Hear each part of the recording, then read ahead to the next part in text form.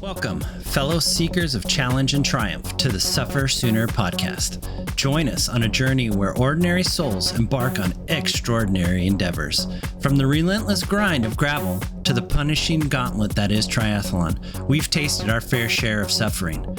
So fellow endurance warriors, let's lace up our shoes, strap on our goggles, and dive headfirst into the challenge, knowing that with every step, stroke, and pedal forward, we grow stronger together. All right, guys, welcome to the SufferSooner podcast. We are covering the open range race recap. What a day. What a day. So, what a day. Some of us had better days than others, but it was sure. still, I think, in all, it was a good day had by all, for sure. Yeah, I think so. So my apologies first for anyone that listened to our race preview and had it all pinned down and knew exactly what they wanted to do and where they wanted to make the attacks and where, how the nutrition was going to play out. The lead group attacked where they were supposed to on that first gravel section. Yeah. And then after that, we never saw them again. Yeah, yeah. Well, and I think I also might have doomed this thing a little bit when I said something to Eric when we interviewed him about, the forecast of rain. And then I even threw out there like, oh, it looks like it's just going to be light showers. And then no, not so much. It was a torrential downpour. Yep. So, all day. And then it finally, the last 20 miles, maybe 15, 20 miles. Maybe even that, shorter than that. It was basically that last little bit. The sun came out. Yep. It looked all nice. You see the finish line photos. Everybody's good. in the sun, and you're just like, well, what are you guys whining about? Yeah, what was so hard? Yeah, what was so hard about it? I think the day started out, obviously much different than everybody expected. The storms that rolled in is wild because we were watching the weather on the drive down there. We were watching it every hour, and it didn't really change a lot. And it kept staying around 30%, I think. And the wind was about steady. So it's like, well, usually like that, the forecast is pretty steady. And I know it's hard to forecast in the Midwest, especially in a rural area like Pratt. Yep. But man, it was dead wrong. We got up at the hotel, and it was just an absolute monsoon out there. Yeah. So fortunately the race was delayed for what was an hour and a half, maybe. Yeah. Is that what it was? So we had a chance to kind of go into the building and talk with people. That was a lot of fun. Yep. And we've got a picture of Eric trying to get the route, managed, and he sent out communications after, so I don't want to recap everything he said, but before we go too far into this, you got to give that guy a lot of credit. I mean, he knew the rain was a possibility. He had a route ready and technology issues, whatever. But for him to still pull that off and get it distributed to a few hundred riders and nobody really had any issues. It turned into a road race with one sand section. But what a great route it was. Yeah. It still was. I mean, it still was a good route. Yeah. So you want to get into it? Get into the nitty gritty, so to speak. Yeah. So I did my usual, just tried to stay with the front group for as long as I could. Basically, that first sand section, they pulled away. Yeah. And then from then, it was just survival. I'd like to see some Strava profiles from that. I'm curious. Yeah, that sand section, it gave me, I basically did 300 watts. Yeah. For what was it, 10 miles or something like that. It was, it was basically my FTP just to try to continue to hold on. Right. Sand gummed up my gears. I didn't have the hardest 2 gears. Yep. So I didn't have that till the end of the day. Yeah. Till it finally freed up. Up. Enough rainwater got in there and cleaned it up. Yeah. So in that sand section, it was funny because I think you were up with the group, and then I kind of just took it easy because I knew that sand section was a few miles up the road. So I was like, well, I'm just going to take it easy. And then as long as I could see where you guys were at, I was going to be fine. Yep. And so I ended up about, half a mile before I bridged up to you guys and didn't have to put in too much effort. And then I think I passed you for a split second, and then we hit that first sand section and my bike just bogged down. Yeah. It happened to everybody. So it's not unique, but it just completely bogged down. And I saw you go up ahead, and I think you said something to me. I couldn't hear you, but you said something, and then I was like, "Yeah, I'm good." Like it was not a power issue. It wasn't that at all. It was just I couldn't go anywhere. And then all that, and I'm sure you had the same thing. But all that sand starts. It's a lot like the mud, but it's so gritty. Yeah, and it flings everywhere. Yep. Yeah, and so it's like sand flying everywhere, and it's getting all over the bike. So you can see it like caking up on the bottom of the bike. So now your bike weighs 10 extra pounds. Yep. And it's just in your head, which I block all that out, but I'm like, it's still there, And so, and your rotors are all ring, yes, ring, yes. ring as you're going, and it just everything just until it stops horrible. sounding like that, and it just goes. Yeah, I'm like, oh shoot, and it finally got to a deeper sound where it was like basically it felt like my brakes were applied, like I was pedaling with full brake. Yeah. And so that cleaned up. It was only a few hundred yards of that kind of stuff, but it cleaned up. And then, like you were talking about your shifters, I think I had gotten close to you again, and then I saw Paulina came by, and I was like, wait a minute, I'm pretty sure I got like 30 seconds into her. So I'm like, now I know I'm losing some significant time here because you were definitely up the road. And she's, motivating and which was nice, but it wasn't motivation. That was the problem. It was I couldn't shift. Like every time I'd hit the shift buttons, it would just, the light would flash, but nothing would happen. I'm like, oh, that's cool. So sand is in the derailleur.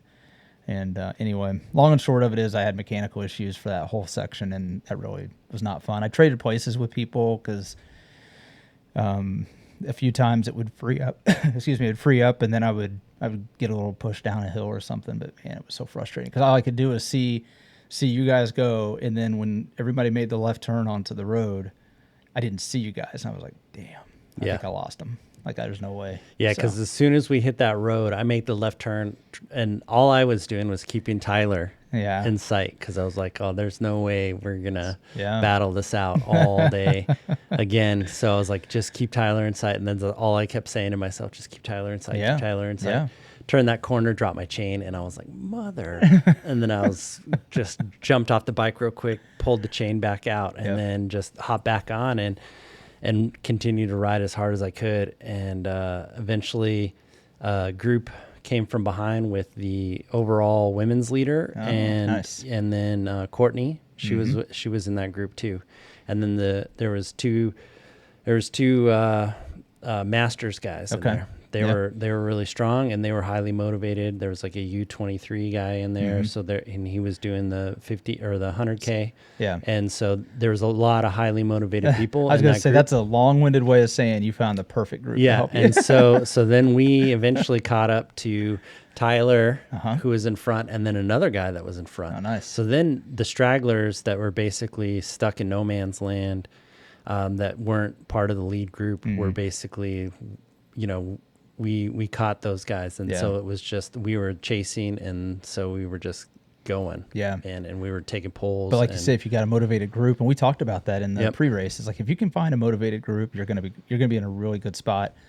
A similar situation for me, although the group was not as motivated. I found a group of I want to say it was 5-6 riders. 2 of them were definitely not motivated.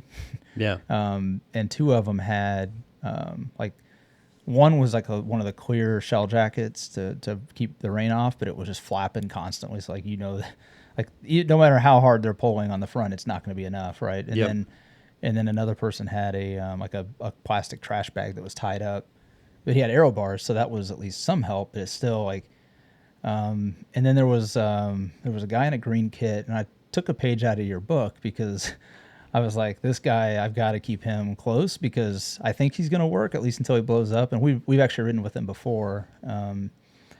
And so I had a nickname for him. I called him the Green Goblin because he had a green kit on. Yeah. So it was just the only way I could just stay motivated there. And then there was another guy that he was on a black bike. I don't remember what it was, but anyway, we were on the chase to your group. I knew it had to be your group because I was like, I don't think there's that many riders up there. No, there was not many riders. Like, I just remember in that sand section, like, the people that passed me were the people I kind of expected, like, to be close. Yeah. And there weren't that many of them. And so I was trying to get the group to organize on a few turns because, like, I was, when we would push, I would take a 2-minute pull, and I was trying to pull, like, top of threshold for 2 minutes, which might be a little hard, but it's like, if you're going to catch the group in front, you gotta put the work in. Right, because you're thinking right there is that, a group of 15 is way better than a group of 5. Yes, just like the group of 15 is better than a group of 10. Yeah, right. And so and we would have, welcomed it because basically then you can take 2-minute pulls and you don't have to do any work for 40 minutes. Right. You know, right. if everybody's taking taking and drinking and taking a 2-minute pull. The hills, you got to work a little bit more, but then you're done. Right. Yep. We got to, I want to say it was probably about 5 miles outside of Sun City. It may be a little bit more than that, but it was around 5. And we kind of came down a hill and the road goes back up and turns to the right. And I saw the group you were in. Yep. And I know you were in it because it was that group that you're talking about. And I kind of had a suspicion at the time that was your group. And so I told the whole group, like 30-second pulls, like just go all out. We can catch that group. I'm telling you, we can catch that group. Yeah. You know? And instead of that, like that whole time between, you know, when I was talking a moment ago to that 5 miles, like in that span of time, we had 2 different guys attacking the group, like just all out attacking the group. And I'm like, if you want to work harder to get to the group in front, I'm game. Let's do it. Don't just like spring an attack on me. Yeah. And so I reacted on the first one, and so did everybody behind me in the line.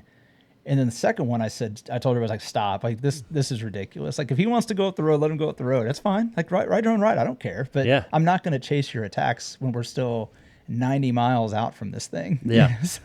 So anyway, needless to say, those attacks did not hold. Right. And within a couple of seconds, we caught them. And then, like I said, we saw that group that you were in shortly thereafter. We were coming through Sun City, and I knew if I could just catch you at that aid station, if I saw you, I don't care if you were getting back on your bike and ready to roll out, I knew I had a chance because I planned my swaps to be so fast. And they were.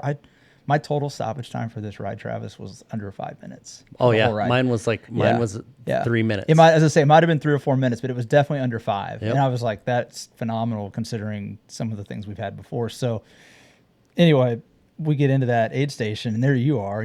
So I roll into the aid station. Well, I attacked off the group because I needed to get your pack to get my pack and change and get nutrition for the next section to follow the fueling plan. Well, we got there so fast that the packs weren't even there yet. Yeah. Or, they were kind of delayed getting down there. And so I was like, oh, there's no packs? And they're like, no, they haven't delivered them yet. And so I went to the table, I had them refill one of my bottles with just plain water. And then I grabbed like 3 or 4 bananas and I just shoved them up my shirt and then just took off. And I saw Danny coming in and I yelled to him. And I was like, no packs, there's no packs. And he was like, no packs. I was because I had been chasing. I was working. I was like, what? And I'm like, so I stopped. I'm like, I need my pack. He's like, there's no packs. I'm like, oh, that's what Travis meant. Yeah. And so, hindsight being 2020, that would have been the huge time for Danny to just roll that aid station and latch on with me. And then we could work to get back to the group sooner. And then there's one thing we tend to do well is work pretty hard. Even though I don't give you as much of a draft as you give me, it tends to work out when we're both feeling good. And I would say it's fair to say we both had really good legs. Yeah, that's probably in the first races from start to finish. We both had good legs the whole day. I had very good legs. Yeah. It's just the lack of nutrition played a key role in the last, I would say, 10 minutes. Yeah, we'll get to that. 10 to 15 minutes. So, but yeah, so then I'm trying to catch up to the group. Of course, they're all much better climbers because they're lighter and than I am, and so I'm trying to catch up to them. I finally catch them after the turnaround, and then of course we look and we see there's a pretty decent front pack with a couple guys going off the front. Yeah, and then it was maybe 1 straggler, 2 stragglers, and then it was my group. Yeah. And so I was like, yes, I got to get back to this group. And so I just was super motivated. I was bombing every descent. Just anything you could. Anything I could do to go to go as fast as I could. Yep.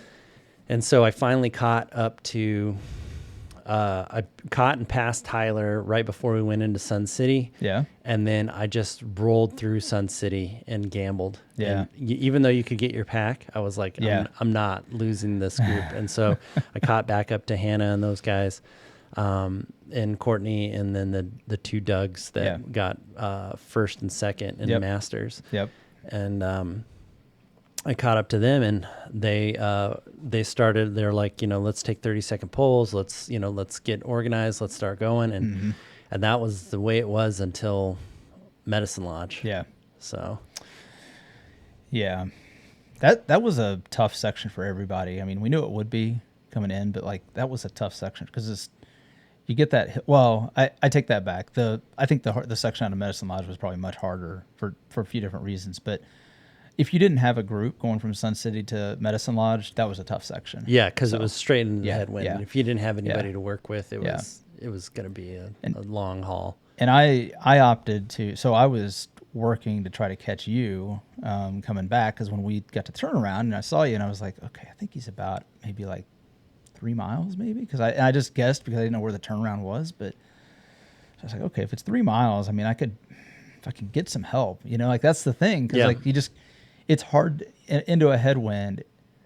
It's hard to beat somebody that just puts out more raw power in a headwind. So like I knew I'd have to have some help so that we could rotate through, even if it was just one other person. And so I caught the Green Goblin. Yeah. And he, we traded on the climbs because he's a lighter guy and he was riding pretty strong still. So, but him and 2 other people that I caught, they blew the aid station. I'm like, I'm not blowing this. Like I can't, because I gotta have my pack. I gotta have my nutrition. I was not gonna go the route you went. Right. So it was a gamble, right? And that's racing, right? Yeah. And that was a huge gamble that I took. And so it was a game day decision. And granted, I probably was only stopped for 90 seconds or less, but still, it was just like I had to do it. So I threw my pack on, swapped bottles, rolled out of there as fast as I could, and I rolled out with Tyler Howell.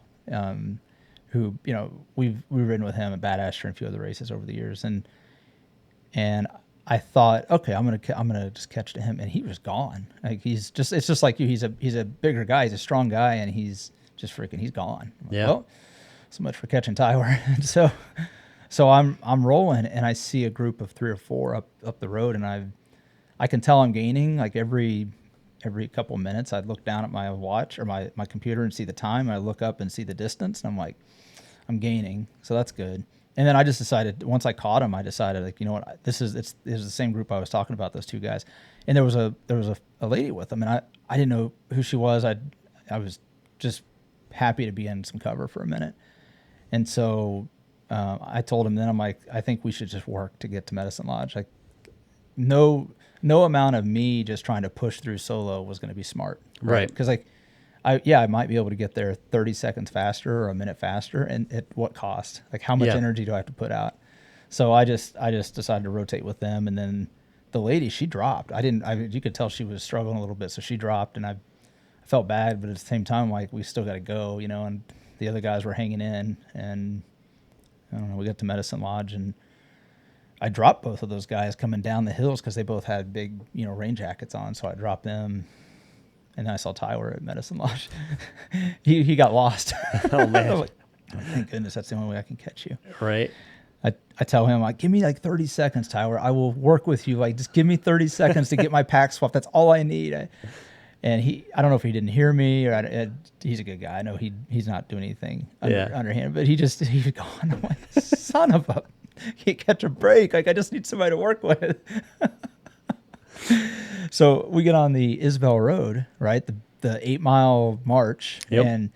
And I see him up the road on the climb, and those 2 guys that I rode into Medicine Lodge with, they didn't stop there either. So I'm like, well, how the hell are they still going? Anyway, they just kept going. I caught them, dropped both of them on the climb, and I was gaining on Tyler. I'm like, Tyler doesn't know it, but I am gaining on him, and I'm gonna catch him, and I'm gonna work with him, and then I'm gonna drop him. Like, that was going through my head. So I'm like, yeah, we've all been there. Right. That's right. So we got close to the end, and I got within probably maybe a quarter mile of him. I mean, it was close, but not close enough, because once you make the turn right and go back into that headwind for about, what was it? It's probably 7 or 8 miles into that headwind. Yeah. And then you make the turn back north.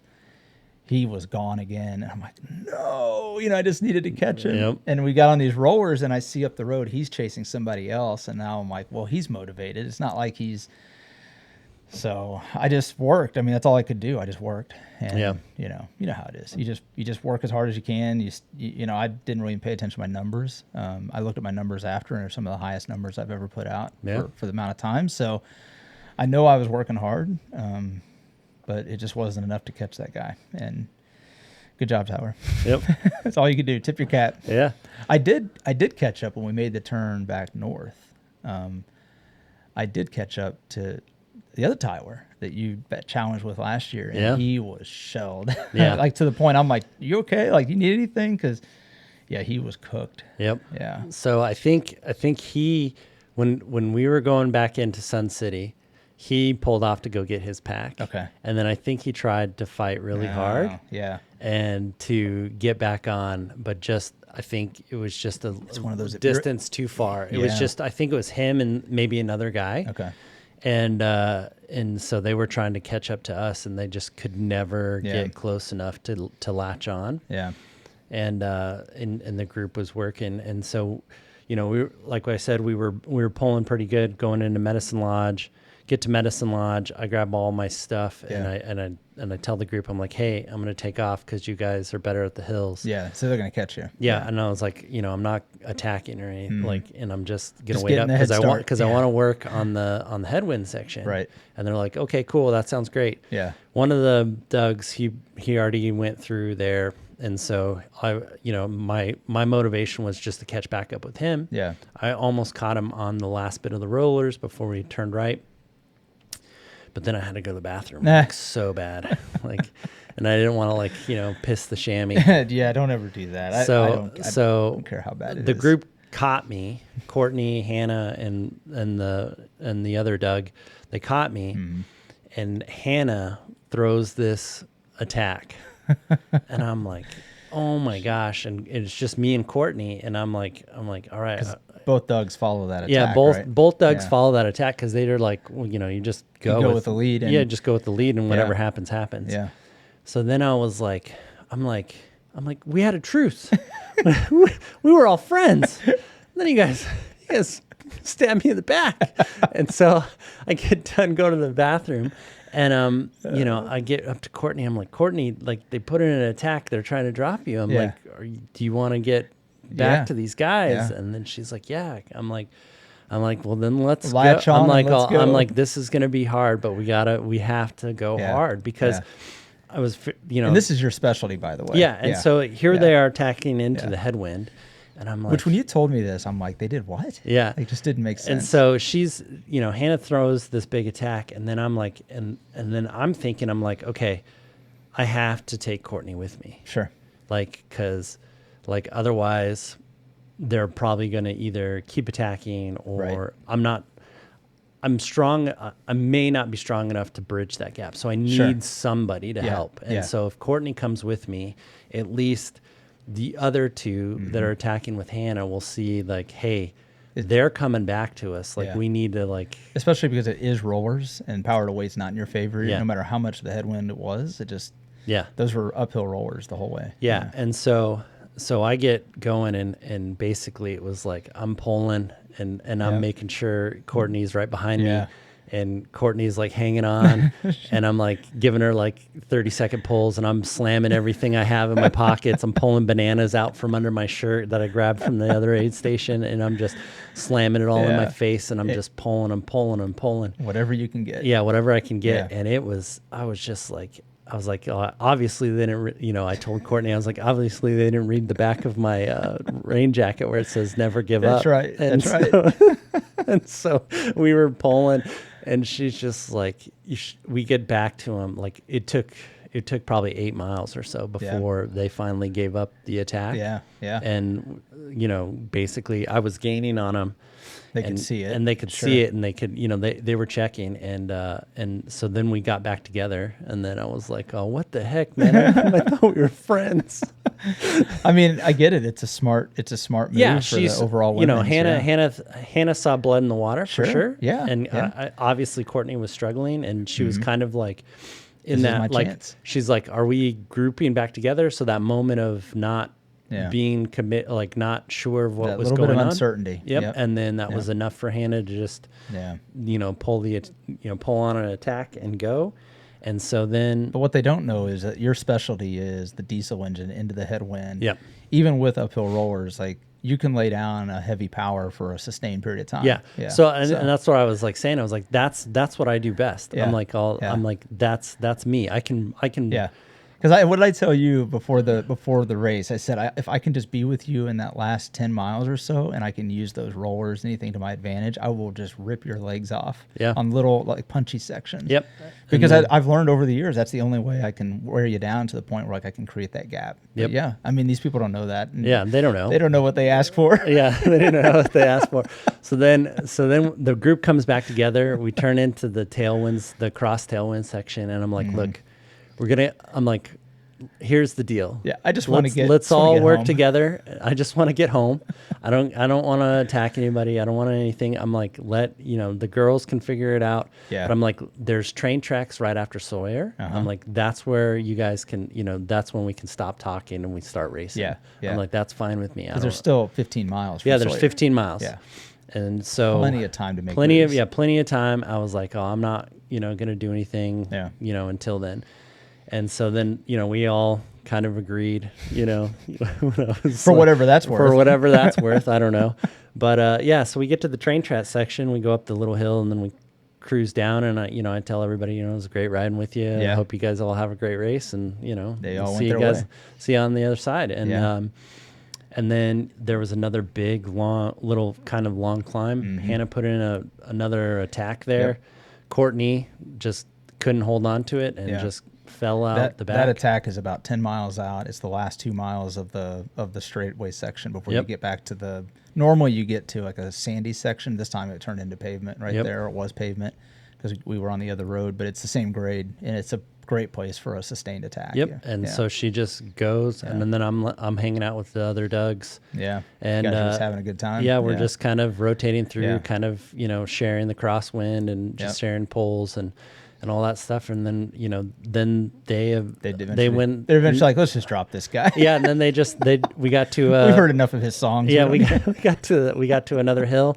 They attacked, and I was just like, they attacked on the last little climb into Pratt, and I was like, well, I can probably catch them on the cobble section. Right. And so I started upping everything, but by then I was so cooked. I was just not ready for anything. You were light on nutrition. There's just nothing. I was squeezing everything out of every bottle. I was empty. It was completely empty, and they basically got to the bottom, and then they were sprinting it out, and I was like, I'm not part of this. I don't care. Yeah, and I wish I could say I had a similar group to work with on the way back. I didn't. I ended up working. I saw Tyler, how I saw him go up the road. He was out of sight on the way to Sawyer. So I was like, well, I'm going to be in here by myself for a while. I was pretty sure at that point my position was locked. Like I looked around every big turn or there's nothing, nobody. Yeah, there was nobody. It was so scattered. Like once you got past the group you were in, like there might have been, I know for a fact there were groups a little further back because our buddy Chad was in that group. Yeah.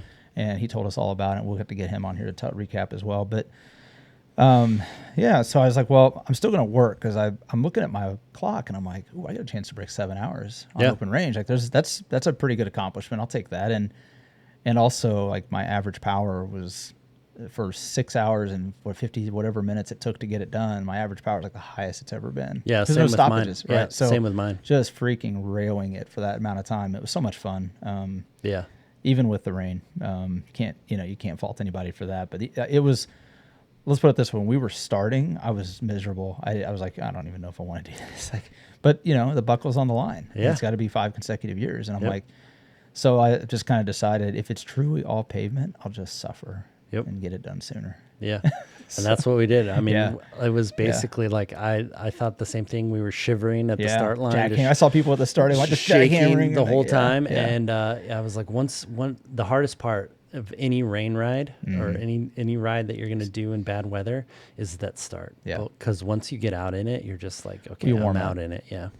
Let's talk about gear choices real quick because I think that's an important part of this too. And I saw a lot of guys that did not have any kind of leg warmers on, which I thought was a bold move. but they know how their body reacts. And I would imagine if you're putting out pretty good power, maybe your legs just stay warm and you don't even think about it. You just don't want the extra weight of a soaked up knee guard or whatever, knee warmer. So we decided to go knee warmers and arm warmers plus the jacket. Yep. It was pretty chilly in that morning. It was in the 40s when we walked I didn't really feel warm until the last, I would say 10 miles. When the sun came out. Yeah, when the sun came out. Mm-hmm. And then all I did was take my gloves off. Yeah. See, I never took the gloves. I just zipped everything as far down as I had the pack on. So I zipped everything as far down as I could, and that was good enough. And I'm like, I'll just drink more. It's like I'm 10 miles out. It's fine. Yeah. So, but yeah, during the whole, working in the group and all that stuff, it was raining off and on. So you would kind of get warm and then it would just downpour again and just you'd be cold again, shivering. I have to say, I'm really happy with the jackets we have. And this is not a plug for that brand or anything. We're not going to mention it here, but I'm really happy with that jacket because it does not flap around a lot. It fits fairly race, which, when you see the pictures after the race, it's not just visually appealing on people like us, but I don't really care. It's comfortable. Yeah. and there's a little bit of flapping in the arms, but if you keep your arms kind of tucked down, it's really not that noticeable. In fact, any downhill section, as I typically do, I was flying by most people, just tucked into aero and just flying. So I think the jacket choice was a brilliant idea. I was tempted to just go vest, and I'm glad I didn't. So, yeah. So. Well, I would say, one of my biggest lessons learned on this route is when there is a route change, study it. Yeah. And make the new race plan. Because your race plan my race plan was for the unchanged open range. Right. And then when they changed it, I should have grabbed my pack and then basically been like, well, if it's all road, I can make it to Medicine Lodge on a 2 bottles and a pack. Yeah, but you might not have made it with that group. You've been a lot heavier. Yes. So that's the thing, right? That's the choice. That's the gamble. Yeah. Right? So you're talking 2 liters of water. It's almost 10 pounds of water. Yeah. Right? So that would have been an extra 10 pounds. And so who knows what would have played out then, right? But again, it was, I think just being 4.4 pounds. Sorry. Yeah. 5 pounds. Wow. So still, I mean, that's not a couple kilos. Yeah. It's still not a lot, it's still a lot to work with. And so that might've not been good enough for me to hold onto the tail end of the front group as long as I did. And then the position that I would, I might've been in Danny's position, chasing on. Right.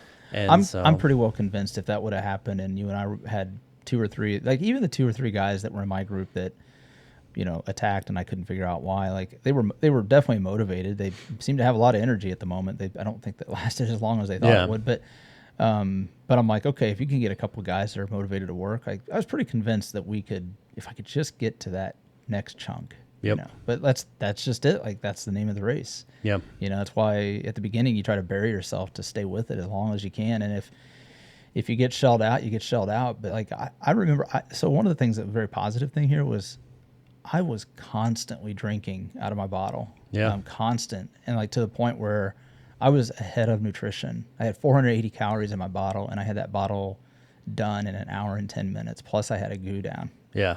And when we got to Sun City and the packs weren't there, I had the bottle empty. And back to your point about study the course when it's been adjusted, if I had recognized that it wasn't that far down to the turnaround and back, I easily could have made that on one bottle. I would have had no reason to stop. Didn't need to get any more gels. Yeah, that could have been 45 seconds. That could have been enough. That could have been your time to. I mean, because I saw you as I was going out. Yeah. And you were coming in, and if you would have rolled, if you would have just went, well, if their packs aren't there, then heck, I'll just work with with me and go. Right. And then we'll work, and then we would have gotten to the group a little bit sooner, and then who knows how it would have went different after that. Yeah, so it's that's one of the things I can say for every race you learn something, and I think in this situation definitely it was for me it was definitely I should have studied the course. In fairness, we had about 20 minutes to look at it. So, but that's an important part. That part after Sun City to the turnaround and back was a really important part. And I did not look at it close enough. I looked at it. I saw, oh, okay. And then I saw that Medicine Lodge was mile 60 or whatever it was, 65. And I'm like, That's a long way to the end. I was actually worried more about running out of nutrition and water on the way home. Yeah. And as it turned out, because of that east wind, it was not an issue at all. Like I was dumping water at the end, just trying to save weight. Yep. So yeah, it was fast on the way home. Yeah. So yeah, but definitely just, if you're ever in that situation, definitely just look ahead. I mean, it would have taken me, I don't know, maybe I would say like a minute to figure out that it wasn't that far, and then just to continue to roll that aid station like they did, and then I wouldn't have lost them, and then I could have came back, got the pack, and could have been a different situation. That's right. So anything else? No, I think that was it. There's only one other thing we got to address. What? I'm hearing some rumblings. Oh yeah. Little birdie told us. Yeah, so the funny thing about a long rain delay is people talk. Yeah. People just kind of let their lips go a little too loose. And, first of all, there were a ton of people that came up and just said, thank you for doing the podcast. We really appreciate it. Yep. So thank you. We appreciate you. Yeah. Every single one of you that come up and talk to us, we love it. We think it's great. So I'm happy that we're providing some kind of entertainment. Like I told many of them, like, we just do this because there's no content from Midwest Gravel that's in this format. And, we're still figuring it out too. And so we're always open to feedback, suggestions, ideas, all that good stuff. So please feel free to reach out. But yeah, so we got tipped on a little situation brewing out there. And apparently it's this belief that I heard somebody call us fanboys. Yep. Fanboys of open range, and that there might be a new drinking game going on of anytime we mention open range. Well, so. I would, I would love to see the results of that challenge. Yeah. I will not be partaking. No. As somebody who does not drink anymore. Well, unless you finish a really big race. Yeah, that's the only time. But definitely, like we were thinking, if you're listening to the podcast on the trainer and you hear us mention open range, that's your cue to do a, all out 10-second sprint. That's what I'm thinking. Yeah, I mean, at least you get something out of it. I mean, think how strong some of these folks are going to get. Yeah, I know.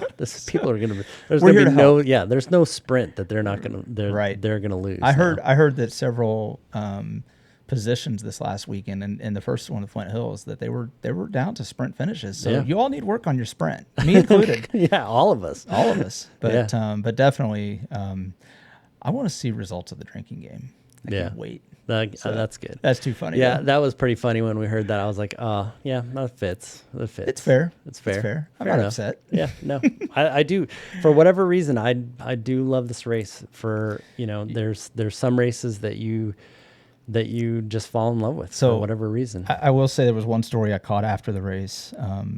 Our friend Todd that I had a bunch finish with him last year. And we caught him at Big Sugar last year as well, if I remember right. It was Big Sugar, and he came up and said hi again. And so he came up to me after the race this weekend, and he says, he introduces himself. I'm like, Todd, I remember you. I don't recognize you all the time because you're not in a bike kit, but like I remember you. So I do appreciate that because my brain was not functioning still. But no, Todd's really good. He's a super nice guy, and he was dressed in plain street clothes. And I said, what's up, man? You get the buckle last year and you just decide not to race? Yeah. He had this, like, you could just see, like, this new face come over. He's like, my ride lasted 5 miles. And I'm like, oh, no. Like, I thought I had a bad day.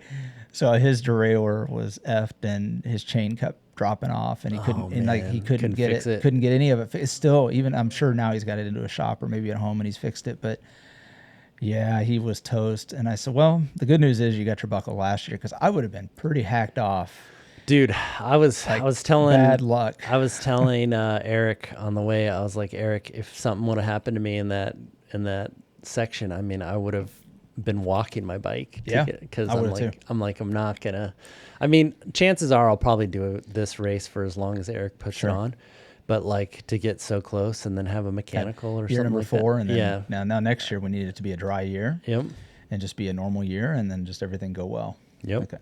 I need that. But who knows? That's, again, this race is something. I know here we are. We're fanboys talking about it, but it's like this race is something different. And I know every race is different every year. I get it, but this one is unique. Yep. So anyway, it's the uncommon the most uncommon among uncommon races for sure. The format of it. Yes, the format, the weather, the openness, the dynamics, it's unlike any other race I've ever done. Yeah. So, and I try not to be too dramatic. I'm not a dramatic person. You could probably tell by my voice most of the time. I don't tend to get too high or too low on things, but it's a ton of fun.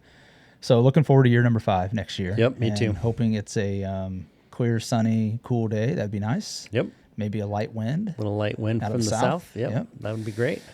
So dial it up, Eric. That's what we need. Yep. So we're counting on you. Do the dance or whatever we got to do. That's right. So cool. Yeah, great race. Hope everybody's enjoying it. And then look forward to the next races coming up. So sounds good. All right. Talk to you later. Thank you for listening to this episode. Please, if you like what we are doing here, leave a like, rate us, comment, subscribe, and share with your friends. It really helps us grow and finds us more SufferSooner squad mates. And remember, when the finish line feels impossibly far away, we don't give up, we push harder, we dig deeper, and we find solace in the knowledge that our suffering is temporary and our resilience is forever.